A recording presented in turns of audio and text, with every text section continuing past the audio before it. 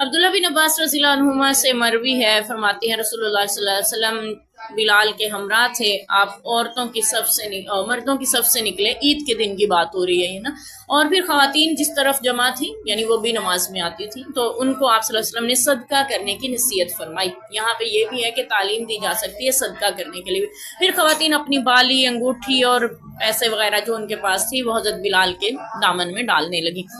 इस हदीस से हमें कुछ मसाइल पता चले।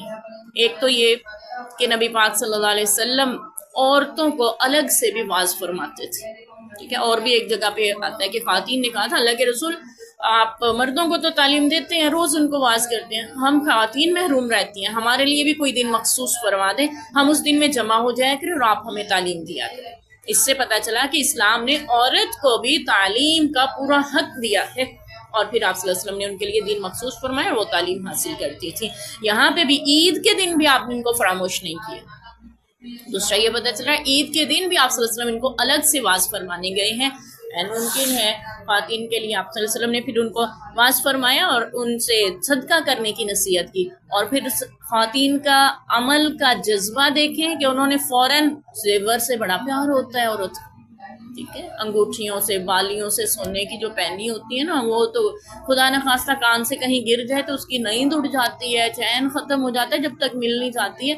तो इतना प्यार होता है, इसके बावजूद तालीम जब देगी, सदका करने की फजीलत जब सुनी, तो वही अंगूठियाँ, वही जेवरात जो हैं वो बिलाल रज़ियल्लाहु अन्हु ने जो कपड़ा बिछाया हुआ था उसमें डाल रही हैं, जमा कर रही हैं। तो दूसरा ये भी पता चला कि औरतें भी अपने चीज़ें, अपने हिस्से का जो उनके पास रकम है उनकी उसमें से सदका कर सकती हैं।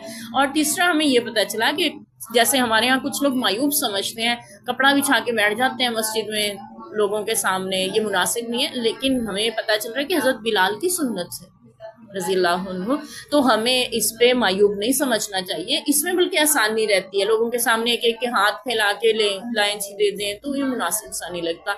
तो कपड़ा या कोई चीज़ अगर आप रख देते हैं तो उनको आसानी रहती है उसमें डालते हुए, लेने वाले को भी यानी उसमें कोई झिझक महसूस नहीं होती। अल्लाह के रास्ते में दे रहे हैं, देने वालों को भी ये नहीं होता कि मैं इस शख्स को दे रहा हूँ। तो बहरहाल यानी इससे हमें ये पता चला कि ख़वातीन को भी तालीम दी जा सकती है और ख़वातीन दीन इस्लाम में तालीम हासिल करने का पूरा हक रखती हैं और फिर अमल का जज्बा भी इनमें ज़्यादा होता है। अल्लाह हमें भी सदका खैरात करने वाला बनाए।